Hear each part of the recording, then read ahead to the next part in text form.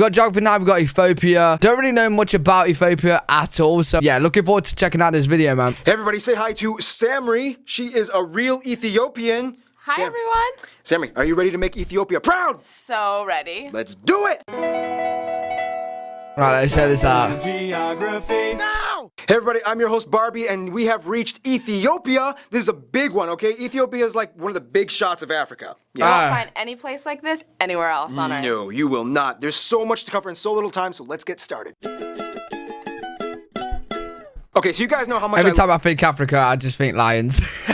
I'm not gonna lie, I just think lions. love administrative subdivisions. I felt like I was a kid in a candy store when I was doing the China episode. That being said, with Ethiopia, it's like we just won the golden ticket to the chocolate factory. Let's dive in. As it borders 6 other countries, Ethiopia is the world's most populous landlocked sovereign state located in the Horn of Africa. Prior to 1996, the country used to have 13 provinces, but then after a bunch of internal drama and conflict, they redrew the lines, and now Ethiopia is divided into 9 ethnic-based regions, each with their own autonomy and extended legislative power under the Constitution. Technically, under Article 39, they each reserve the right to secede from Ethiopia if they desire. However, it's a little debatable as to how much this clause actually applies to them. The capital, Addis Ababa, which You know what? If you got this part to run, it's kind of gonna suck because what I see is very dry, very desert. You got this for land. I don't even. You know what? You know, like for example, do people like live in this part? Like, would they actually live in this part right here? Translates to New Flower. It lies in the central heart of the country and acts as its own separate entity apart from any region, as does the second largest city, Dire Dawa. These are what you call charter cities. They bypass the regional level and govern themselves. Second largest in the central heart of the country and acts as its own separate entity apart from any region, as does the second largest city, Dire Dawa. These are what you call charter cities. They bypass the regional level and govern themselves independently, only under the Ethiopian constitution. Which is strange because Harare is considered a region, even though area-wise it's smaller than the charter cities and has the smallest population as well, at only around 212,000 people. Which is even stranger because the ethnic regions are further divided into zones, which are further divided into waredas. And some of these waredas refuse to be affiliated with a certain region that they lie in and have decided to go rogue. They're called special waredas and have a second-tiered level of autonomy, and there are 10 of them, half of which lie in the Southern Nations, Nationalities, and Peoples region, sometimes referred to as the SNNPR. Which brings us to that place. As the third most populous region, this aptly named area of Ethiopia has more tribes and people groups than anywhere else. Most regions have less than 10 main people groups that inhabit their boundaries. This place has about 45. And I think that's about it with administrative divisions. Oh wait, land disputes. Yeah, okay, here we go. There's a Lemme Triangle all the way in the south by Kenya and Sudan. Then there's the Ogaden dispute with Somalia, and finally, technically, there's that Jabal al-Tayr Island dispute with Eritrea and Yemen in the Red Sea, even though Yemen kind of took it over, but then that volcano exploded and destroyed half of everything. Look it up, guys, I'm on a time crunch. Very quickly, the largest airports are, of course, the capital Addis Ababa, Bole International, Dire Dawa, and Mekelle in the north. One thing that definitely makes Ethiopia stick out, though, would have to be the fact that they are the only African country to successfully avoid ever being colonized by any European outside forces. The Italians tried, but then they held their ground and fought back relentlessly. I forgot about Libya. No, and Libya tried too. Yeah. Oh yeah, but they're not European. That's true. This was unexpectedly unprecedented, but in return, kind of gave them a little respect. Yeah, Ethiopia held their ground, right? There isn't a single place that embodies the entire soul of Ethiopia, but rather the country is speckled with unique sites that each tell their own distinct piece of the Ethiopian story. They have more UNESCO heritage sites than any other country in Africa. Gunfire round, just to name a few notable spots. The Harara Hyena Town, where you can feed wild hyenas. Whoa, what the f- Just to name a few notable spots. The Harara. Wait, is that safe? Is that safe? You can... Nah, I've seen Lion King. Ain't no way. Ain't no way. I'm being eaten alive. Hyena Town, where you can feed wild hyenas. The mysterious Tia Stella stone carvings. The Bete Gorgis of Lalibela Church, hewn out of single rock. The Chapel of the Tablet, where it's believed to hold the incredible ancient Ark of the Covenant. Guarded by virgins who cannot leave the building. The obelisk of Aksum from the ancient Aksum kingdom. The indigenous tribal villages of Omo Valley. And the famous castle of Gondar. Yeah, and we haven't even mentioned what the landscape looks like yet. And this is where the real adventure begins. Oh, wow, yes. Oh, I'm ready. Ethiopia's land is shrouded with extremes on...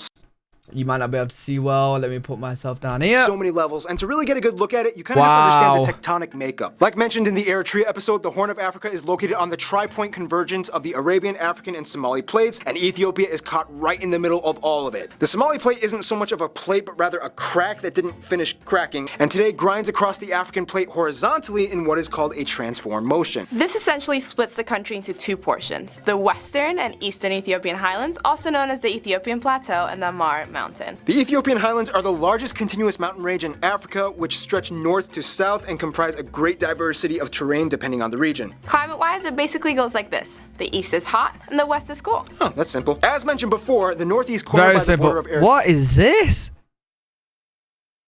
The Nile Depression. What is that? It contains the Danakil Depression, where you find Dolol, the hottest human settlement on Earth, with average annual temperatures holding around 41 degrees Celsius. Most of this hauntingly beautiful area is uninhabitable, with some areas fuming with toxic gases coming from the boiling geothermal salt ponds. Nonetheless, people still come here to mine for salts on a regular basis. Oh, and if you're lucky, you can witness blue lava flowing from some of the minor volcanoes in the area. Blue lava. What the fuck? Yeah, blue. Wow, blue. I didn't even know that existed. Close by, you can also find Erta Ale, the most active volcano in Ethiopia, with 2 lava lakes continuously shining orange, sometimes referred to as the gates of hell. Nope, I have the real one, and mine's better. Head inland, and we hit the breathtaking Simeon Mountains, where the tallest peak, Rash Desene, is found. Here you can find Lake Tana, the largest lake in Ethiopia, and the source of the Blue Nile, which makes up a little loop-de-loop and then flows northward into the White Nile in Sudan. Head more south, and the landscape suddenly becomes dramatically more lush and green, with the highest concentration of vegetation in the country. The west and south are home to the largest portions of agricultural plots where various grains, vegetables, and spices and herbs are grown, including, once again, teff, the national grain of Ethiopia, which is used to make the same injera bread I talked about in the Eritrea video, and this is what it looks like, and it's so good. All right, crew, come on over. All right, lunch break. We're eating right now. Lunch break. Come on. Yes.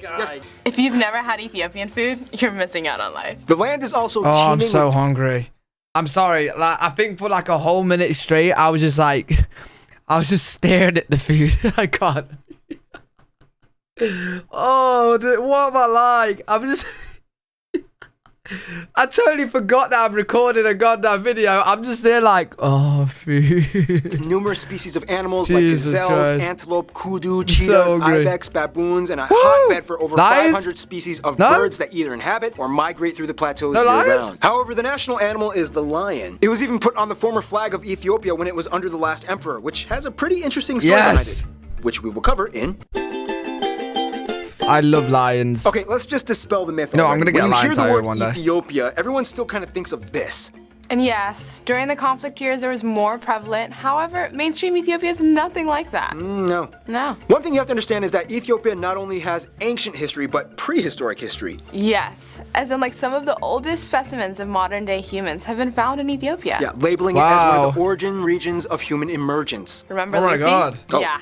Ethiopia. First of all, now Ethiopia is incredibly diverse with over 80 different ethnic groups and tribes living in the country. However, a few of them stand out. That's actually a lot of people. I can't lie. Nearly 100 million people. And dominate the rest. About a third of the population is Oromo, and about 30% are Amara. At less than 10% each are other groups like Somali, Tigrayan, Sidama, and the rest are huge conglomerations of over 70 different people groups. As mentioned in the Eritrea video, Ethiopia is unique that along with Eritrea, they have an Abesha population. In a nutshell, Abeshas are Africans that have Semitic roots down the line to their ancestry, as they inhabited the ancient land of Kush. As the story goes, Ethiopians claim that they are descendants of the historical King Solomon and the Queen of Sheba, who gets a quick shout out in the Bible. Long story short, she had a son from Solomon named Menelik, who became the first emperor of Ethiopia. DNA tests have shown that most Abesha identified individuals have partial genetic markers and traces that come from the same ones that are typically found in Jews and Arabs. This is partially the reason why Abesha people look a little different from the rest of what most presume a sub-Saharan African individual. Interesting. Oh, and they love their hair, right, Samri? Ethiopians? Oh, I can tell. They have one of the most intriguing, unique designs in the world that can't be found anywhere else. Wow. And they just flash their natural follicles. Amharic women even have a fascinating hair whipping dance that looks like this.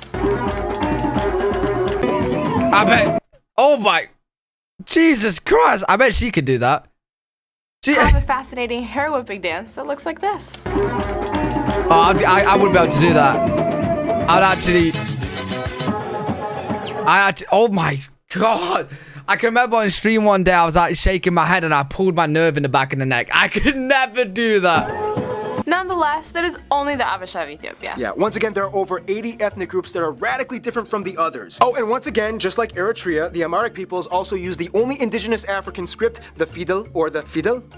Fidel, or Giz alpha syllabary. Otherwise, almost all the other people groups in Ethiopia write with a Latin-based script like Oromo and Somali. Speaking of which, the Oromo, which are slightly the largest group, speak a Cushitic-based language closer to Somali and Afar, which is completely unintelligible to Amharic. The country has ties to all three Abrahamic religions, Christianity, Judaism, and Islam. About 63% are Christians, mostly Ethiopian Orthodox and Protestant. Muslims make up about a third, and the rest are either Jew and other indigenous faiths. Yeah, you heard that right. Jews. Ethiopia is home to one of the only black Jewish populations. There's a dispute that the Lemba of South Africa are also black Jews, but that's another story. Back when it was the Kingdom of Aksum, Ethiopia became one of the first nations to accept Christianity. And as tradition holds, Jesus' disciple Matthew traveled there to share the gospel, and Philip the evangelist baptized the first Ethiopian. The Harari region of Ethiopia is also regarded as the fourth holiest site in Islam, as it has 82 mosques and over 100 shrines. But one thing, Samri, that really sticks out would have to be the Ethiopian calendar, right? Yeah. That's pretty weird. Yeah. Wait, why? I feel like I've heard of the Ethiopian calendar. The calendar is about 7 years and 3 months behind the standard. That's why. Jesus Christ. In the Gregorian calendar that most other nations follow. As of right now in 2016, the year is 2008 in Ethiopia. Really? It's like 2008 in Ethiopia right now. Yeah. Weird. Very similar to the Coptic. What the fuck? The calendar uses 12 months with 30 days each and a 13th epigomenal month made up of either 5 or 6 days depending on the year. New Year's Day typically lands on September 11th. Or the 12th, depending on the year. Throughout most of their history, Ethiopia was under kingdoms and empires, the last one ending with Emperor Haile Selassie. However, his son Amha kind of ruled technically for like 1 year until the communist Derg community came in, and then they ended the monarchy. Side note, this is where the tension with Eritrea pretty much started. The Derg was deposed, and now they operate under a federal parliamentary republic. Fun side note, Emperor Haile Selassie. Oh, it's not 2016 there. What do you mean it's 2009? Come on. Is still to this day revered by Rastafarians as their messiah, even though he was quoted for saying, "I am not God." Samri, I'm just curious, like, what do Ethiopians think about the whole Rastafarian thing and Haile Selassie and all that stuff? What do they think about it? They think they're pretty cool. I mean, they love our country and they have a portion of land there, and so they provide to our economy. Yeah, you can imagine how they felt when he actually visited the country in the 60s. Speaking of outside relations,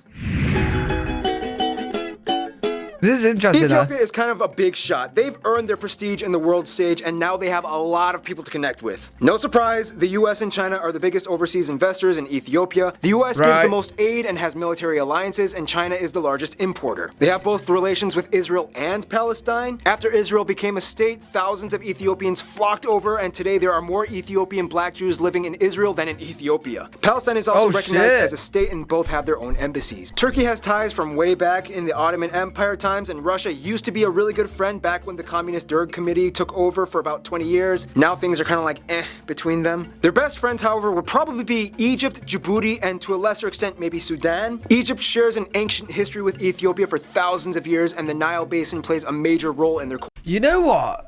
I don't think I've done the Egypt episode.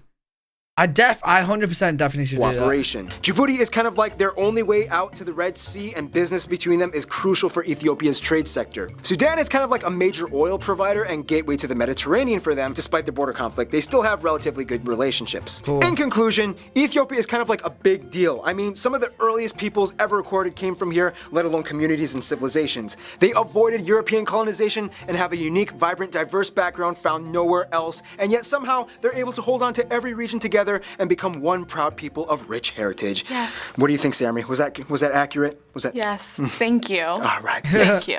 Stay tuned. After nearly 2 years of doing Geography Now, we finally go back to Oceania, and Fiji is coming up next. Woo! Right, okay, really good video though. Actually enjoyed that. Hope you guys enjoyed that as well. If you did, make sure you leave a thumbs up, subscribe. If you guys got any videos you want me to react to, leave them down in the comment section below. I'll definitely check them out. Hope you all enjoy the rest of your day, and I'll see you all in the next video.